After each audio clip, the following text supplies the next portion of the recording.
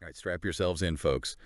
We're diving deep today into a speech that, well, it kind of captures the essence of a pivotal moment. You wanted Khalil al-Hayya's words after the ceasefire, right? And let me tell you, this was loaded. History, faith, raw emotion, you name it, it's all there. We've got excerpts, of course, from the speech itself, and we've got a study guide to help us navigate the whole context. It's almost like, I don't know, being right there with him, as he's addressing his people. What's really striking is, well, think about it. Al-Hayya, I mean, he's the head of Hamas's negotiating team, right? Yeah. He gives this speech right after the conflict, what they call the Al-Aqsa flood. And it's not just recounting the events, he's setting the stage for what comes next. Imagine that for a second. Delivering a speech after a conflict like that, trying to rally your people, and you're surrounded by, well, the scars of war. I mean, what emotions would you even, tap into? That's what makes the speech so fascinating. Al-Hayya, he doesn't just talk about victory, he defines it. And he doesn't just thank the fighters, he specifically acknowledges everyone. Everyone. Yeah, the women, the children, the doctors, the media, even the tribesmen. It's like he's, I don't know, painting a picture of a society that's totally unified, even when things are incredibly hard. Exactly. You hit the nail on the head.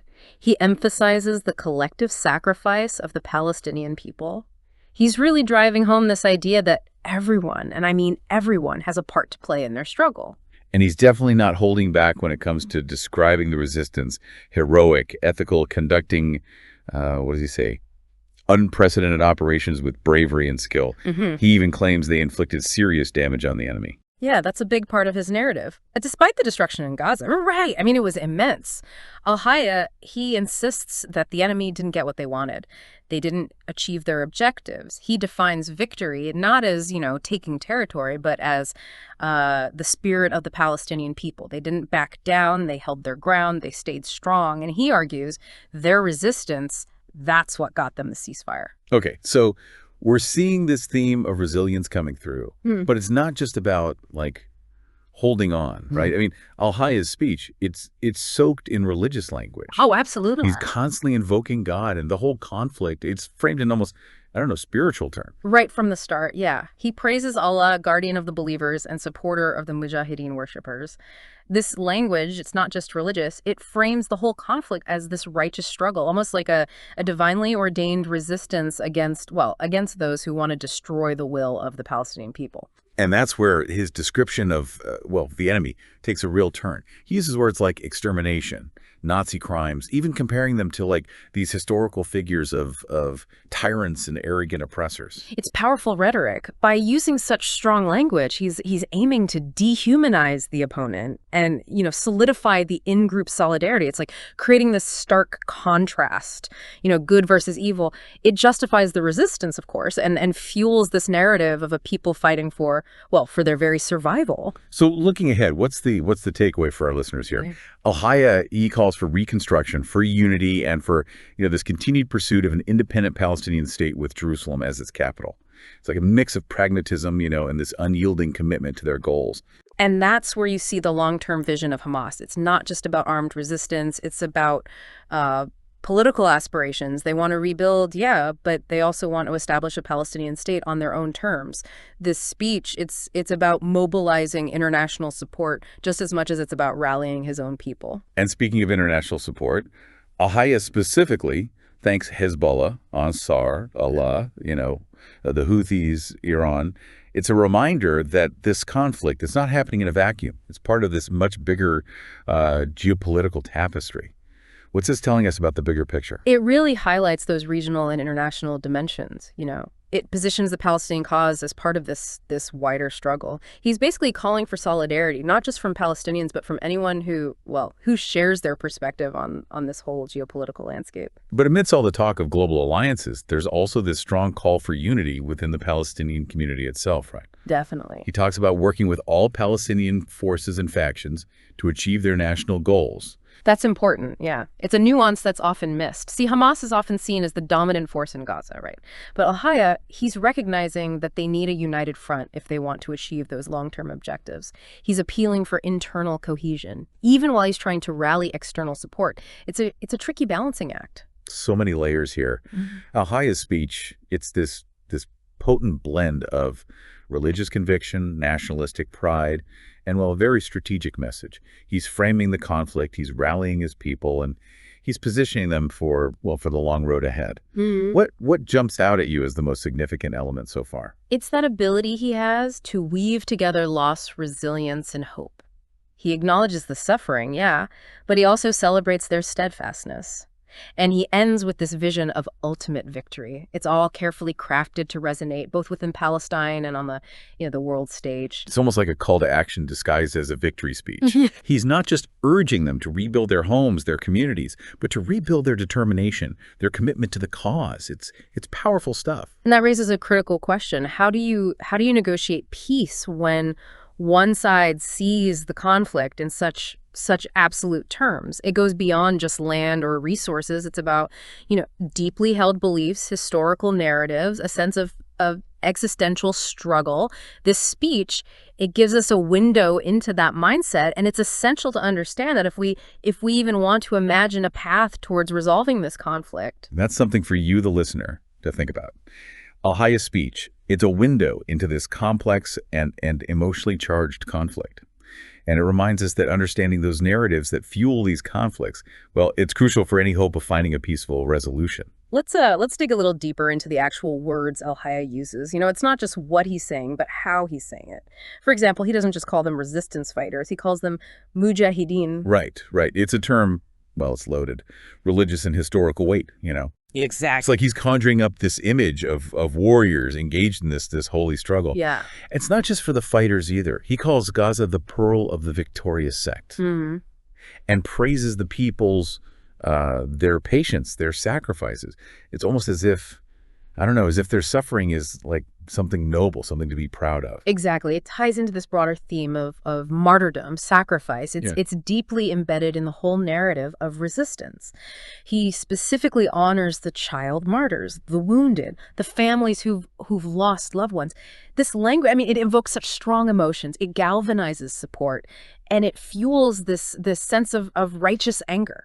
And then there's that phrase, Al-Aqsa flood. He keeps using it almost like a code word to refer to this specific conflict, but he's also placing it within, this larger historical narrative. That's crucial, yeah. By invoking Al-Aqsa flood, he's linking this conflict to the broader fight for Jerusalem and Al-Aqsa Mosque, right? These are sites with immense religious and symbolic significance.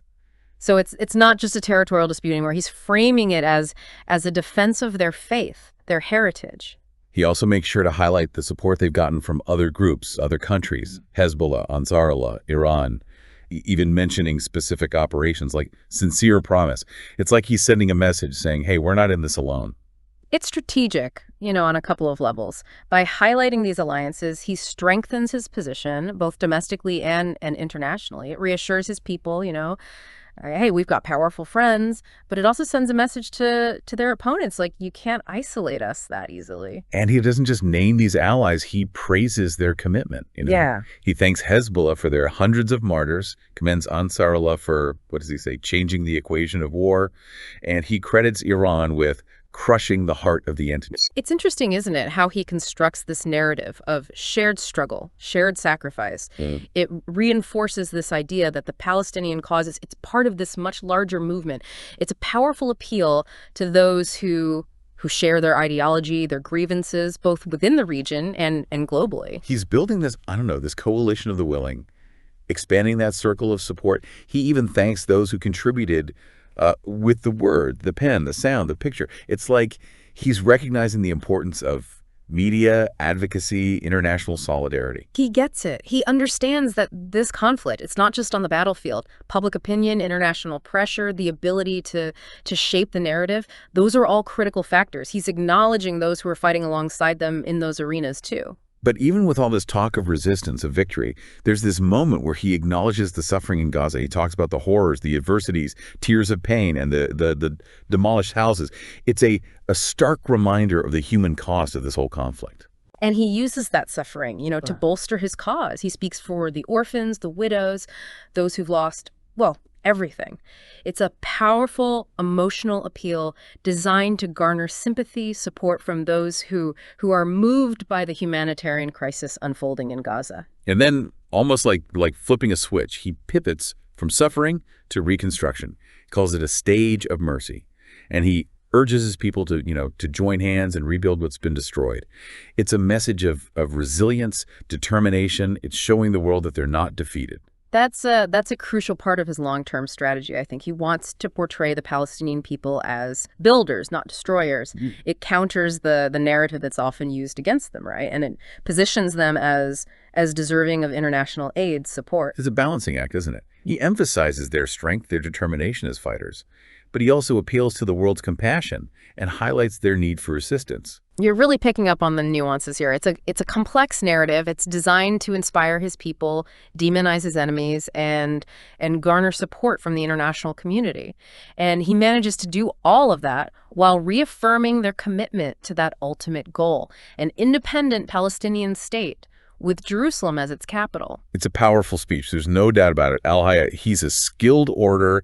He knows how to use language to evoke emotions, shape perceptions, and ultimately advance his cause.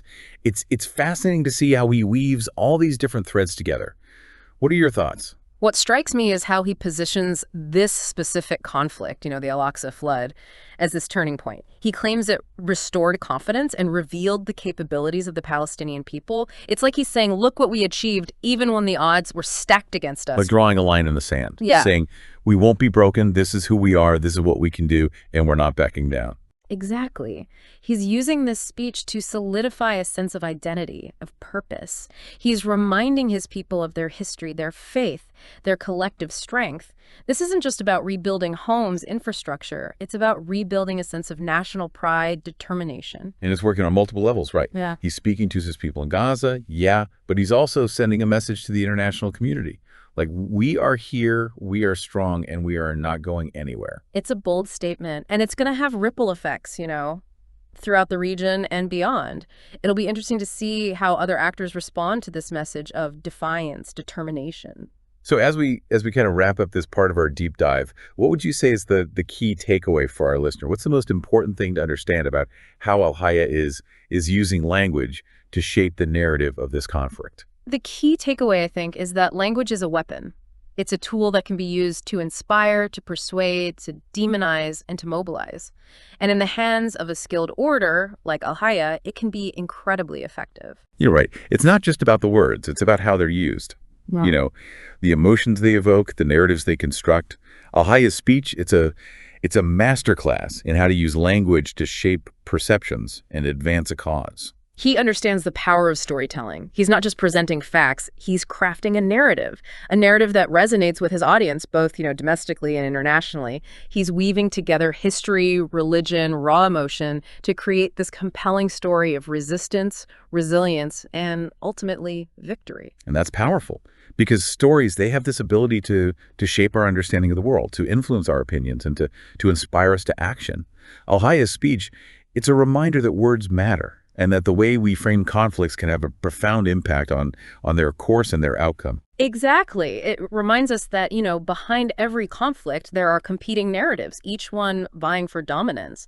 And understanding those narratives, it's crucial if we want to make sense of these complex events and work towards a more peaceful future. It's not about choosing sides. It's about understanding the complexities and recognizing the humanity of everyone involved. Okay, we've delved into the specifics of al-Hayya's language, but we still need to explore what his speech tells us about the future of this conflict. Is compromise even possible when both sides view it in such starkly different terms? Let's unpack that in the final part of our deep dive. Okay, so we've explored the context, we've dissected the language, we've really felt the emotional weight of al-Hayya's speech. But where does that leave us? What does it tell us about the future? About the future of this conflict, I mean. Is there even a possibility of compromise? I mean, when both sides, they see things so differently. That's the big question, isn't it? This speech, it gives us a glimpse, right, into the mindset of Hamas leadership. And it doesn't exactly scream compromise when you look at their core demands. He's pretty clear, that when he says their struggle won't end until they get an independent Palestinian state with Jerusalem as its capital. That's That seems pretty non-negotiable. It does, yeah. It comes across that way. And the way he frames it, this divinely ordained struggle against an existential threat, that makes it even harder to find any common ground. Remember, for al-Hayya, this isn't just about land or political power. It's about identity, faith, this sense of historical grievance, and it runs deep. He even mentions holding accountable those who provided support to the enemy. Mm-hmm. That sounds more like wanting payback than reconciliation. Yeah, and that's something we shouldn't ignore. It suggests that they're focused on past wrongs, and a desire for revenge. And those are rarely good ingredients for successful peace building.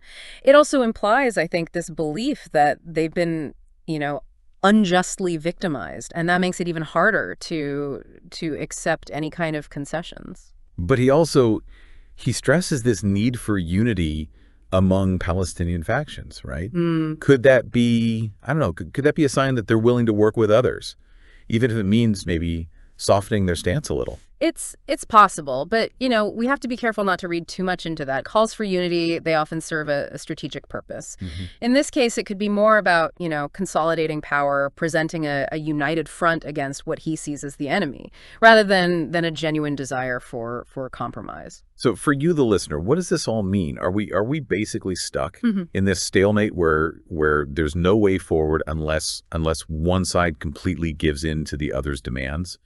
It's definitely a challenging situation, no doubt about it. But understanding the narratives, right, like the one al-Hayya is presenting, that's a crucial first step. It lets us move beyond the rhetoric and start to grasp the deeper beliefs, the motivations that are driving each side. So if you had to boil it down to one key takeaway for our listener who's spent some time really absorbing this speech, yeah, what would it be? The most important insight, I think, is this. Conflicts like this, they're rarely just about, tangible things like land or resources. It's about deeply held beliefs, historical narratives, identities. And until we grapple with those underlying issues, finding a lasting peace, well, it's going to remain incredibly difficult. It's not about picking sides. It's about understanding the complexities and recognizing the humanity of everyone involved. That's a powerful message. Al-Hayya's speech, it gives us this glimpse, into one perspective within this complex story. And it reminds us that peace, it requires more than just ceasefires and negotiations. It requires empathy, understanding, and a willingness to really engage with the narratives that shape these seemingly intractable conflicts. Well said. And on that note, we've reached the end of our deep dive. We've explored the nuances of al-Hayya's speech, unpacked its meaning, and hopefully, we've provided you with a deeper understanding of the complexities of this ongoing conflict. But as always, the pursuit of knowledge, it doesn't end here. There's much more to learn, different perspectives to explore, and many voices yet to be heard. So keep exploring, keep questioning, and keep seeking a greater understanding of the world around us. And until next time, keep diving deep.